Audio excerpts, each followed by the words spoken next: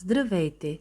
В това видео ще разгледаме какви астрологични енергии ни очакват в периода 16-22 март и как те ще повлияят на любовта, работата и важните решения на всяка зодия.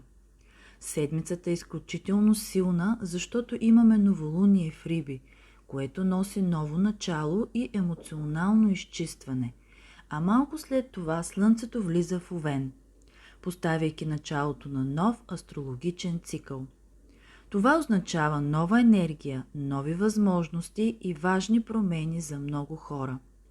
Ще разгледаме ден по ден какво носи тази седмица за всяка зодия, както в любовта, така и в кариерата. Ако се интересувате от астрология и искате да знаете какво ви очаква, останете с мен до края на видеото. Слушайте за вашата зодия, асцендент и луна.